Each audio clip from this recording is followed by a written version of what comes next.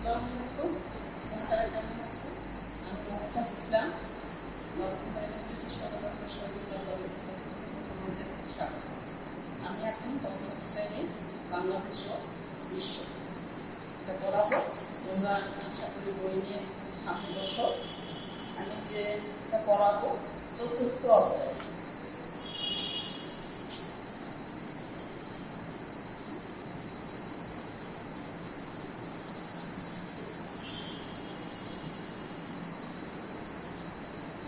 চতুর্থ অধ্যায় দেখো কি আছে। প্রথম আছে চাল, গম ও ডাল। এগুলো কি বলছে দেখো। এগুলো আমাদের কৃষি, বাংলাদেশ একটি কৃষি প্রধান দেশ। জনসংখ্যার শতকরা প্রায় ৮০% মানুষই কৃষিকাজের মাধ্যমে জীবিকা নির্বাহ করে। বর্তমানে দেশের চাহিদা পূরণ করেও বিদেশে কৃষি পণ্য রপ্তানি করা হচ্ছে। আমাদের চাষাবাদের জন্য এদেশের মাটি খুবই উপযোগী, কারণ বাংলাদেশ একটি উর্বর বদ্বীপ অঞ্চল। জাতীয় অর্থনীতির শতকরা প্রায় 20% আসে কৃষি থেকে। এই আমাদের এগুলা কৃষি থেকেই আসে কি চাল, গম ও ডাল। এরপরে দেখো ধান। ভাত আমাদের প্রধান খাদ্য, তাই ধান আমাদের প্রধান ফসল। বাংলাদেশে প্রায় সব অঞ্চলে জলবায়ু বা ভূমিতে ধান চাষের উপযোগী। আমাদের প্রত্যেকটা এলাকায় দেখা যায় কম বেশি ধান হয়, এবং কিছু কিছু এলাকায় খুব বেশি হয়। এই গেল ধান। তারপরে দেখো গমের চাহিদাটা কিন্তু বর্তমানে আমাদের কাছে অনেক বেশি আগের তুলনায়। বাংলাদেশের উত্তর ও পশ্চিম অঞ্চলে গম উৎপন্ন বেশি হয়। শীতকালে গমের চাষ করা হয়। বাংলাদেশে গম আটার তৈরি বিভিন্ন খাবারের চাহিদা দিন দিন বাড়ছে। তারপর দেখো ডাল কিন্তু আমাদের দেশে বিভিন্ন ধরনের ডাল হয়। ডাল বাংলাদেশের একটি গুরুত্বপূর্ণ কৃষি পণ্য। বিভিন্ন ধরনের ডাল আছে, যেমন ছোলা, মসুর, মটর, মুগ, মাসকলাই, আড়হর ইত্যাদি। অনেক ডালের নাম হয়তো আমরা অনেকে জানি না, কিন্তু বিভিন্ন ধরনের ডাল আমাদের দেশে এটা চাষ করা হয়। এই গেল ডাল। তারপরে দেখো আলু ও তৈলবীজ এবং মশলা। দেখো এখানে কি বলছে, আলু একটি প্রধান খাদ্য।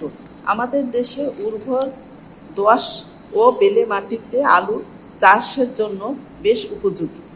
আলুটা আমরা ভাতের পরিবর্তে আলুটা খেয়ে থাকে অনেকে, এবং আলুটা প্রচুর পরিমাণে আমরা আলু খেয়ে থাকি, বা আমাদের দেশে প্রচুর পরিমাণে আলুর চাষ হয়। তারপর দেখো তৈলবীজ। আমরা তৈল দিয়েও অনেক খাবার রান্না করি। সরিষা, বাদাম বা তিসির বীজ পিষে পেষণ করে, মানে ওইটাকে মেশিনে পিষে তো আমরা তেল পেয়ে থাকি। বিভিন্ন ধরনের তৈল যেটা আমরা যে তেলটা খাই, এটা বিভিন্ন ধরনের বীজ থেকে আমরা তেলটা পেয়ে থাকি। এটা মেশিনের সাহায্যে পিষে এভাবে তেল বের করা হয়, সেখান থেকে আমরা পেয়ে থাকি। তারপর দেখো মশলা কিন্তু আমাদের দেশে প্রচুর পরিমাণে মশলা হয়, যে কিছু মোটামুটি বেশিরভাগ চাহিদাই পূরণ করা হয় আমাদের দেশে, যেটা তৈরি হয়, যেটা উৎপন্ন হয়। তারপরে প্রয়োজন হলে কিছু বিদেশ থেকে আমদানি করা হয়। যেমন মশলা দেখো, খাবারকে সুস্বাদু করতে আমরা খাবারে বিভিন্ন ধরনের মশলা ব্যবহার করি। আমরা পেঁয়াজ, রসুন, আদা, মরিচ ইত্যাদি উৎপাদন করি। দেশে যে পরিমাণ মশলা উৎপন্ন হয়, তাতে দেশের মশলার চাহিদা অনেকখানি পূরণ হয়। তবে ঘাটতি মেটাতে কিছু পরিমাণ মশলা আমদানি করতে হয়।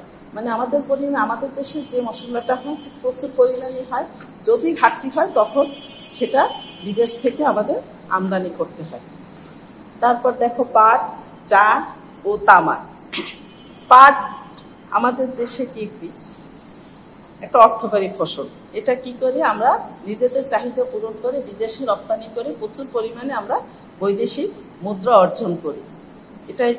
তারপরে দেখো চাও ঠিক আমাদের সিলেটে বিভিন্ন ওই এলাকায় আমাদের প্রচুর পরিমাণে চা উৎপন্ন হয়। বাংলাদেশের অর্থনীতিতে চার গুরুত্বপূর্ণ ভূমিকা পালন করে। বাংলাদেশের সিলেট ও চট্টগ্রামে চা বেশি উৎপন্ন হয়, তবে বর্তমানে দিনাজপুর ও পঞ্চগড় জেলাতেও চা চাষ হচ্ছে। আমরা চাটা বিদেশে রপ্তানি করে প্রচুর পরিমাণে বৈদেশিক মুদ্রা অর্জন করি। তামাক সেই একই অবস্থা। তামাকের উৎপন্ন আমাদের দেশে, এটা রংপুর এলাকায় বেশি তামাকের চাষ হয়।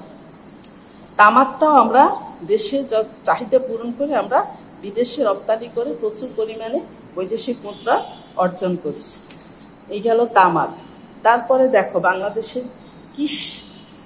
বাংলাদেশের শিল্প, বস্ত্র শিল্পটা বাংলাদেশে অনেক গুরুত্বপূর্ণ একটি শিল্প। ঢাকা, নারায়ণগঞ্জ, গাজীপুর জেলা অধিকাংশ বস্ত্র কল রয়েছে। এছাড়া আমাদের দেশে তাঁত শিল্প উন্নত মানের সুতি, সিল্ক, জামদানি শাড়ি তৈরি করে। এটা আমাদের তাঁত শিল্প, বস্ত্র শিল্পটা আমাদের প্রচুর একটি গুরুত্বপূর্ণ শিল্প। এটা থেকে আমাদের প্রচুর পরিমাণে আমরা এটা বিদেশে রপ্তানি করে এখান থেকে আমরা দেখো পোশাক গার্মেন্টস খাতটা আমাদের এটা একটাই নাম করা শিল্প। বাংলাদেশের একটি গুরুত্বপূর্ণ শিল্প হলো পোশাক শিল্প। এই পোশাক বাংলাদেশের মোট রপ্তানির আয় সিংহভাগ আসে তৈরি পোশাকের রপ্তানি করার মাধ্যমে। এটা সবাই জানে। গার্মেন্টস আমাদের হচ্ছে একটা বিশাল একটা রপ্তানি বাজার। এখানে এটা একটা গুরুত্বপূর্ণ শিল্প। এখান থেকে আমরা একটা মোটা বেশ বড় অঙ্কের একটা টাকা বিদেশ থেকে আমরা পেয়ে থাকি এই পোশাক রপ্তানি করে। তারপর দেখো পাট শিল্প। কাঁচামাল হিসাবে আমরা যেমন পাট রপ্তানি করি তেমনি পাটজাত পণ্য রপ্তানি করি। আমরা কাঁচামাল হিসাবে সরাসরি যেমন পাটটা রপ্তানি করি, তেমনি আমরা পাট দিয়ে বিভিন্ন জিনিস তৈরি করে সেটা আমরা বিদেশে রপ্তানি করে দেশের চাহিদা মিটিয়ে বিদেশে রপ্তানি করে প্রচুর পরিমাণ আমরা বৈদেশিক মুদ্রা অর্জন করি। তারপরে দেখো বৃহৎ শিল্প। বাংলাদেশে যে সকল বৃহৎ শিল্প রয়েছে তার মধ্যে সার, সিমেন্ট, ওষুধ, কাগজ, চিনি ইত্যাদি উল্লেখযোগ্য। এগুলো আমরা দেশের চাহিদা পূরণ করে প্রচুর পরিমাণে বিদেশে রপ্তানি করি। ওষুধ, সিমেন্ট শিল্প বা কাগজ, চিনি প্রত্যেকটা জিনিসই কিন্তু আমাদের দেশেই হয় এবং এটাই আমরা বিদেশে রপ্তানি করি প্রচুর পরিমাণে। এখান থেকেও আমাদের প্রচুর পরিমাণে একটা অর্থ আসে বিদেশ থেকে। এবং দেখো উন্নত মানের ওষুধ তৈরির জন্য ওষুধ কারখানা আছে। এগুলো আমাদের নিজস্ব কারখানায় তৈরি হয়। কাগজ, চিনি, ওষুধ, সিমেন্ট সবকিছু আমাদের দেশেই বেশ ভালো কারখানা আছে। এখান থেকে উৎপন্ন করে আমরা দেশের চাহিদা মিটিয়ে বিদেশে রপ্তানি করি। তারপর দেখো কুটির শিল্প দেখো গ্রামে অনেক লোক এটার উপরই তাদের জীবিকা। যে কোনো পণ্য ক্ষুদ্র পরিসরে বাড়ি ঘরে অল্প পরিসরে তৈরি করা হয়, তখন তাকে কি বলে? কুটির শিল্প বলে। এটা হচ্ছে কুটির শিল্প মানে যেটা কোনো বড় কারখানা না, শুধু বাড়িতে বসে মহিলারা বা মেয়েরা, ছেলেরা বাড়িতে বসে ছোট ছোট যে জিনিসগুলো তৈরি করে বাজারে বিক্রি করে সেগুলো হচ্ছে কুটির শিল্প। তার নাম কুটির শিল্প। তার মধ্যে আছে খাট, টেবিল, চেয়ার, বেঞ্চ, আলমিরা ইত্যাদি। গৃহস্থালী নানা কাজে আছে। দেখো কাঁসার তৈরি জিনিস ব্যবহার করা হয়। জামালপুর জেলায়, ইসলামপুর, টাঙ্গাইল জেলায় কাকমারি, ঢাকা জেলায় ধামরাই বিভিন্ন এলাকায় এই কুটির শিল্প এখন গড়ে উঠছে। তারা ঘরে বসেই বিভিন্ন ধরনের। তারপরে দেখো পোড়ামাটির নানা জিনিস তৈরি করে আমরা হাঁড়ি পাতিল, এখন মাটি থেকেও বিভিন্ন জিনিস তৈরি করে এটাও বাজারে বিক্রি করে। এগুলো কুটির শিল্প, যেগুলো বাড়িতে বসে করে থাকে। তারপরে দেখো, এ গেল কুটির শিল্প। আমি এখন এই অধ্যায়ে কিছু প্রশ্ন তোমাদের নিয়ে আলোচনা করব। প্রশ্ন, আর তোমরা এই অধ্যায়গুলো ভালো করে পড়লে এর ভিতর থেকে তোমাদের শূন্যস্থান, তারপরে মিলকরণ, ছোট কোশ্চেন, তোমরা প্রত্যেকটা পয়েন্ট ধরে ধরে যদি পড়ো, যেমন কুটির শিল্প, বৃহৎ শিল্প, পাট শিল্প, পোশাক শিল্প, বস্ত্র শিল্প, তারপরে আছে তামাক, চা, পাট, বিভিন্ন প্রত্যেকটা, আলু, তৈলবীজ, প্রত্যেকটা পয়েন্ট যদি প্রত্যেকটা পয়েন্ট ধরে ধরে পড়লে এর ভিতর থেকেই ছোট কোশ্চেন, বড় কোশ্চেন, তারপরে শূন্যস্থান, মিলকরণ, এগুলোই থাকবে, এর বাহির থেকে আর থাকবে না। তারপরও আমি তোমাদের কিছু প্রশ্ন একটু আলোচনা করি। দেখো প্রশ্নগুলো আলোচনা করি। দেখো এখানে প্রশ্ন আছে, আমাদের বইতেই আছে প্রশ্নগুলো। আমাদের দেশে 5টি শস্যের নাম, 5টি শস্যের নাম তুমি কি দিতে পারো? 5টি শস্যের নাম: ধান, গম, ডাল, আলু, তৈলবীজ, হ্যাঁ, এগুলো। তারপর আমাদের দেশে 3টি বৃহৎ শিল্পের নাম। 3টি বৃহৎ শিল্প কি? বৃহৎ শিল্পের প্রশ্ন না, যে সার শিল্প, কাগজ, সার শিল্প, কাগজ শিল্প, চিনি শিল্প। তোমরা বৃহৎ শিল্পের ভিতরে এই 3টা নাম অধ্যায়িক আমি এইমাত্র তোমাদের বইয়ে শুনেছি, এর বইটি আছে। তারপরে দেখো বাংলাদেশে 3টি কুটির শিল্প। কুটির শিল্প কাঠ শিল্প, কাঁসা শিল্প, পোড়ামাটি শিল্প, এগুলো আমাদের কুটির শিল্পের ভিতরে বইটি আছে। তারপর বৈদেশিক মুদ্রা অর্জনে কৃষি আমাদের কিভাবে সহায়তা করে? বাংলাদেশে কৃষি প্রধান দেশ, এখানে আমরা কৃষি পণ্য উৎপন্ন করি, এসব কৃষি পণ্য বিদেশে রপ্তানি। এটা তোমরা দেখো অধ্যায় যেগুলো আলোচনা করলাম, যেমন পাট, চা, তামাক, এগুলো আমরা বিদেশে রপ্তানি করে প্রচুর পরিমাণে বৈদেশিক মুদ্রা অর্জন করি। দেখো তারপর আরেকটা প্রশ্ন আছে, আমাদের পোশাক শিল্পের কিছু গুরুত্বপূর্ণ দিক বর্ণনা করে। পোশাক শিল্পের গুরুত্বপূর্ণ দিক দেখো, মোট রপ্তানির আয়ের সিংহভাগ আসে পোশাক শিল্প। পোশাক শিল্প বেকারত্ব দূর, পোশাক শিল্পটা হওয়াতে বেকারত্ব দূরকরণ ও কর্মসংস্থানের সৃষ্টিতে পোশাক শিল্পের অবদান অনেক। জাতীয় আয় বৃদ্ধিতে পোশাক শিল্পের ভূমিকা রাখে। শিল্পায়নে পোশাক শিল্পের গুরুত্বপূর্ণ ভূমিকা রাখে। জনগণের জীবনযাত্রার মান উন্নয়নে পোশাক শিল্পের গুরুত্ব। পোশাক শিল্পে অনেক অনেক কর্মীরা কাজ করে, ওদের এই পোশাক শিল্পে কাজ করাতে ওদের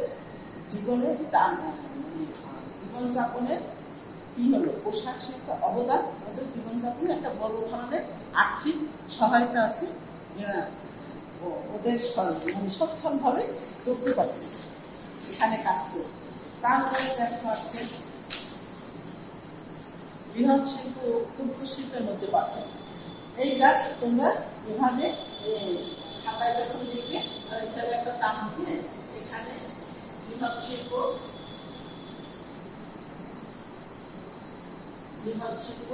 এখানে দিবে ক্ষুদ্র শিল্প।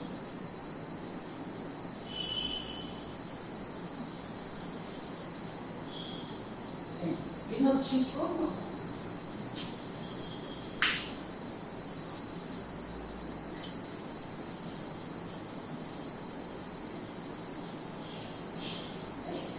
যখন পার্থক্য চাবে তখন তোমরা বৃহৎ শিল্প ক্ষুদ্র শিল্পকে মাঝখানে একটা দেখবে, তারপরে পয়েন্ট দিয়ে 5টা বা 6টা পয়েন্ট দিয়ে তোমরা ওইভাবে লিখবে। দেখো বৃহৎ শিল্প কি বলছে, যেসব কারখানা বিপুল পরিমাণে পণ্য উৎপন্ন হয় সেসব কারখানাকে বৃহৎ শিল্প বলে। আর যেগুলো ঘরে বসে তৈরি করা হয় সেগুলোই ক্ষুদ্র শিল্প। সেই বৃহৎ শিল্পের ভিতরে তোমরা পয়েন্টটার ভিতরে সব আছে, তোমরা পড়লে আরো ক্লিয়ার হবে। দেখো আমরা এখন অধ্যায় 5-এ চলে যাই।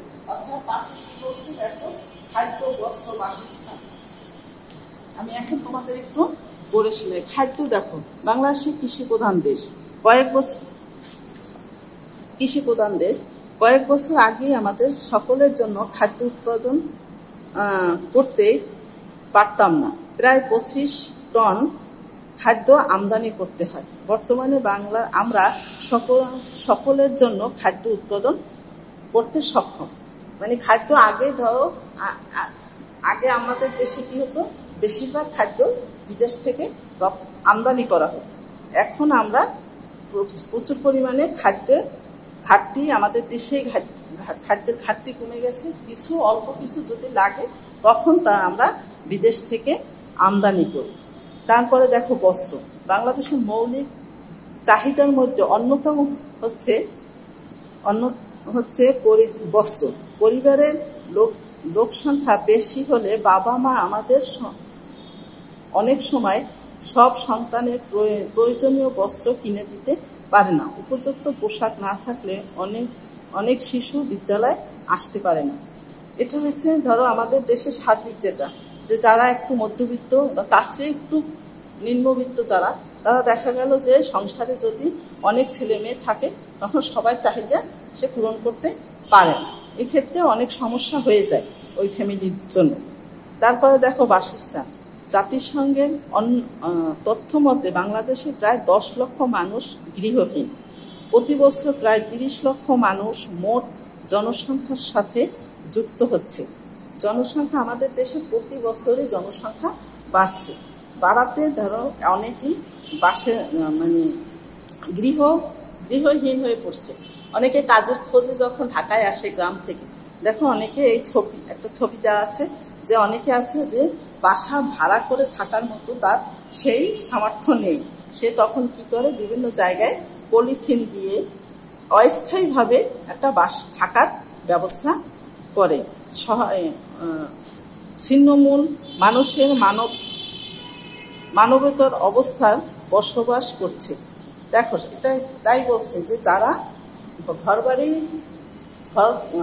ভাড়া করে বা নিজের যেভাবেই হোক কোনোভাবেই যখন তার সেই সামর্থ্য থাকে না তখন সে অস্থায়ীভাবে একটা থাকার ব্যবস্থা করে নেয়। তেমনই একটা ছবি দেখো এখানে দেওয়া আছে। তারপরে আসো শিক্ষা। সমাজে অগ্রগতিতে শিক্ষার অত্যন্ত গুরুত্বপূর্ণ ভূমিকা পালন করে। আমাদের মোট জনসংখ্যার 35% এখানেই অক্ষর জ্ঞানহীন। দারিদ্রতার কারণে অনেক পিতামাতা আমাদের সন্তানদের বিদ্যালয়ে পাঠাতে পারে না। এটা হচ্ছে যারা অনেকে আছে যে খুবই তাদের খাওয়া দাওয়া পোশাক পরিচ্ছদ থাকার ব্যবস্থাই হচ্ছে না, তখন তারা কিভাবে বাচ্চাকে স্কুলে পাঠাবে। এজন্য আমাদের শিক্ষায়ও বিভিন্ন ধরনের দারিদ্রতার কারণ হয়ে দাঁড়ায়। বাবা মার ইনকামের উপরে বাচ্চার শিক্ষা কিভাবে চলবে বা চলবে না এটাই নির্ভর করে। তারপরে দেখো স্বাস্থ্য। আমাদের দেশে জনসংখ্যার তুলনায় চিকিৎসকের সংখ্যা অনেক কম। এজন্য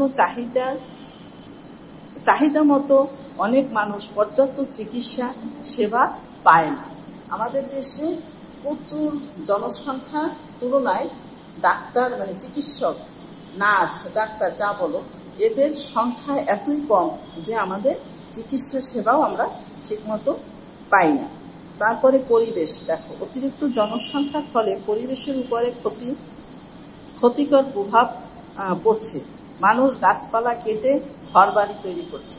যখন দেখো প্রচুর পরিমাণে মানুষ বেড়ে যাবে তখন কিন্তু দেখা যাবে ফসলের জমি, তারপরে বিভিন্ন খোলা জায়গায় গাছপালা কেটে ঘরবাড়ি তৈরি করে, তখন কিন্তু পরিবেশের উপরে একটা হুমকি হয়ে দাঁড়ায়। তখন আমাদের দেশে পরিবেশে যখন এভাবে নষ্ট হয় তখন আমাদের দেশে দেখো সামনে পাবে যে বিভিন্ন ধরনের প্রাকৃতিক দুর্যোগ কিন্তু এসে পড়ে। প্রাকৃতিক দুর্যোগ তখন বেশি হয়। তারপরে দেখো এখানে একটি অর্থনৈতিক উন্নয়নের অন্যতম শর্ত হলো দক্ষ জনশক্তি। দক্ষ জনশক্তি মানে মানুষ যত শিক্ষিত হবে, যত দক্ষ হবে, মেধাবী হবে, যত সে বিভিন্ন কাজে নিয়োজিত হবে তখনই আমাদের সেটাকে বল দক্ষ জনশক্তি। দক্ষ জনশক্তির মূলধন ও প্রাকৃতিক সম্পদ সুষ্ঠু ব্যবহার করা সম্ভব। যখনই একজন শিক্ষিত এবং দক্ষ মানুষ হবে তখন কিন্তু তার মূলধনটা সে সুন্দরভাবে কাজে লাগাতে পারবে। এটা সেও যেমন উপকৃত হবে তেমন দেশও উপকৃত হবে। তারপরে দেখো, প্রথমত এসে তুলনামূলক দক্ষ জনশক্তি রপ্তানির মাধ্যমে আমরা প্রচুর পরিমাণ বৈদেশিক মুদ্রা অর্জন করে আয় করার সুযোগ আছে। যেমন দেখো, আমি এর আগে কি বলছি, আমরা বিভিন্ন ধরনের পাট চাষ, চা, তামাক বিভিন্ন জিনিস রপ্তানি করি। আর এখন দেখো এই অধ্যায়ে আছে কি, আমরা দক্ষ জনশক্তি রপ্তানি করি। দক্ষ জনশক্তি মানে দক্ষ মানুষ, শ্রমিক বিদেশে যখন যায় ওরা ওখানে কাজ করে প্রচুর পরিমাণ বৈদেশিক মুদ্রা আমাদের দেশে পাঠায়, সেখান থেকে আমরা অনেক উপকৃত হই। দ্বিতীয়ত দেখো, আমাদের শিক্ষার মান উন্নত করা যাতে আমাদের জনগণ দক্ষ সম্পদে পরিণত করতে পারে। আমরা যত শিক্ষার মান বাড়াবো ততই আমাদের দেশে দক্ষ জনশক্তি তৈরি হবে। তৃতীয়ত দেখো, কারিগরি প্রশিক্ষণ কেন্দ্রে বিভিন্ন কাজে প্রশিক্ষণ দেওয়া, যাতে আমরা সরকারি তরফ থেকে সরকার থেকে দক্ষ জনশক্তি তৈরি করতে বিভিন্ন ধরনের সরকারিভাবে বিভিন্ন ধরনের তাদের প্রশিক্ষণ দিয়ে থাকে, যে বিদেশে যেন সে দক্ষ শ্রমিক হিসাবে যেতে পারে বা দক্ষ। তারপরে দেখো, এখানে আছে খাদ্য, বাসস্থান, পরিবেশ। এটা পয়েন্টগুলো তোমরা কোনটা কি আছে পয়েন্টগুলো পড়লে তোমাদের কাছে আরো ইজি হয়ে যাবে। তারপরে এই দেখো, এখানে প্রত্যেকটা পয়েন্ট, পরিবেশ দূষণ রোধ করতে যাতে মানুষের জীবনযাপনের মান বৃদ্ধি পায়। তারপরে আছে স্বাস্থ্য, রোগ প্রতিরোধের বিভিন্ন টিকা বা স্বাস্থ্য সেবা প্রদানে সরকারের সহায়তা বাড়াতে হবে, এতে মানুষের কর্মক্ষমতা বৃদ্ধি পাবে। এবার প্রত্যেকটা পয়েন্ট তোমরা পড়লে দেখবে খুবই ইজি হয়ে যাবে। এইভাবে করে এই গেল আমাদের প্রত্যেকটা পয়েন্ট। এর আগে ছিল আমরা কি কৃষি উৎপাদন করি, সেই কৃষি আমরা বিদেশে রপ্তানি করে আমরা বৈদেশিক মুদ্রা অর্জন করি।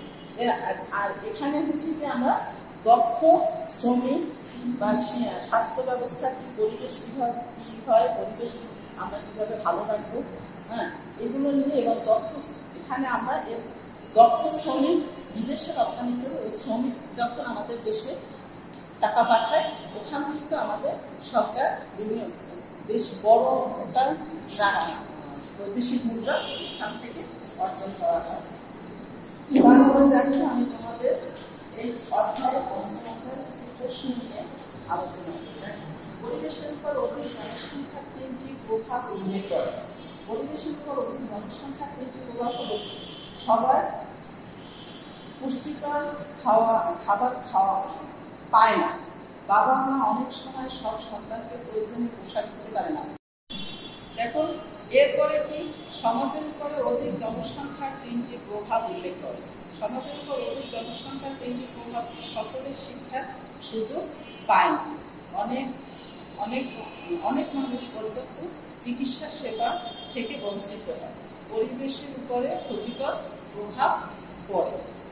তারপরে জনসংখ্যা সমস্যা 3টি সমাধান দেয়। জনসংখ্যা সমস্যা 3টি সমাধান হল, খাদ্যের উৎপাদন বাড়াতে হবে, গৃহ নির্মাণ সরকারি ও বেসরকারি পর্যায়ে বিনিয়োগ বাড়াতে হবে,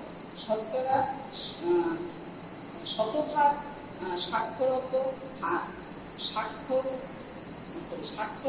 হার বাড়াতে হবে। সাক্ষরতা মানে শতভাগ শিক্ষা বাড়াতে হবে, যেন মিনিমাম যেন তারা স্বাক্ষর দিতে পারে, নিজের নাম পরিচয়টা লিখতে পারে। এরপরে দেখো, অধিক খাদ্য উৎপাদনের মাধ্যমে আমাদের দেশের জনসংখ্যা কিভাবে উপকৃত হতে পারে। অধিক খাদ্য উৎপাদনের মাধ্যমে আমাদের দেশের জনসংখ্যা যেভাবে উপকৃত হতে পারে, জনগণ খাদ্যাভাব হতে পরিত্রাণ পাবে, সবাই পুষ্টিকর খাবার খেতে পাবে, মাথাপিছু আয় বৃদ্ধি পাবে। যখনই প্রত্যেকের মাথাপিছু আয় মানে প্রত্যেকটা মানুষের আয় যখন বেড়ে যাবে তখনই আমাদের খাদ্যের অভাব কমে যাবে, জীবনযাত্রার মানও তখন উন্নত হবে। তাহলে দক্ষ শ্রমিক রপ্তানির মাধ্যমে আমরা কিভাবে উপকৃত হই। আমি যেগুলো করছি দেখো প্রত্যেকটা জিনিসে কিন্তু বইয়ের ভিতরে আছে। দক্ষ শ্রমিক রপ্তানির মাধ্যমে আমরা যেভাবে উপকৃত হই, প্রচুর বৈদেশিক মুদ্রা অর্জন করতে পারি, আমরা আমাদের পরিবারের অভাব মেটাতে পারি, মানসম্মত জীবনযাপনের ব্যবস্থা করতে পারি, এভাবে বিভিন্ন বেকার থেকে মুক্ত হতে পারি। এরকমের বিভিন্ন ধরনের মাথা পিছু আয় বৃদ্ধি করতে পারি। এরকম বিভিন্ন ধরনের পয়েন্ট দিয়ে লিখলে 5টা বা 7টা পয়েন্ট দিয়ে লিখলে তোমাদের কোশ্চেনের অ্যান্সার প্রত্যেকটা লাইনই বই ভিতরে আছে। তারপরে দেখো কারিগরি প্রশিক্ষণ বৃদ্ধির মাধ্যমে আমরা কিভাবে উপকৃত হতে পারি। কারিগরি প্রশিক্ষণ বৃদ্ধির মাধ্যমে আমরা যেভাবে উপকৃত হতে পারি, দক্ষ শ্রমিক রপ্তানি তৈরি করতে পারি। যখনই তাকে একটা প্রশিক্ষণ দেওয়া হবে তখন কিন্তু সে একটা ওইটার উপরে সে যথেষ্ট দক্ষ হবে। আমরা আমাদের ব্যক্তিগত উৎপাদনশীলতা বাড়াতে পারি, নতুন নতুন শিল্প স্থাপন করে শিল্পের বিকাশ সাধন করতে পারি, কর্মসংস্থান বৃদ্ধি করতে পারি, দারিদ্র্য বিমোচনের ভূমিকা রাখতে পারি। আমরা যদি নিজে দক্ষ হই, আমি যদি নিজে একটা কিছু করি, তখন ওখানে কিন্তু আমি আর 5জনকে কাজে দিলে সেই 5জন কিন্তু উপকৃত হবে। এভাবে করেই আমরা দক্ষ নিজের দারিদ্র্য মোচনের ভূমিকা পালন করতে পারে। একটা বড় ধরনের এখানে প্রত্যেকটা মানুষই এভাবে যদি নিজ নিজ জায়গা থেকে সে নিজ ভাবে উপকৃত হয়, তখন দেখা যায় তার সাথে আরো 10জন উপকৃত হয়। তাহলে আমি আর তোমাদের বাড়াবো, 2টি অধ্যায় করালাম, আজকে এখানে শেষ। তোমরা বই ভিতরটা ভালো করে পড়বে, তারপরে দেখবে তোমাদের প্রত্যেকটা কোশ্চেনের আনসার ইজি হয়ে যাবে। ভালো থাকুন, সুস্থ থাকুন, আল্লাহ হাফেজ।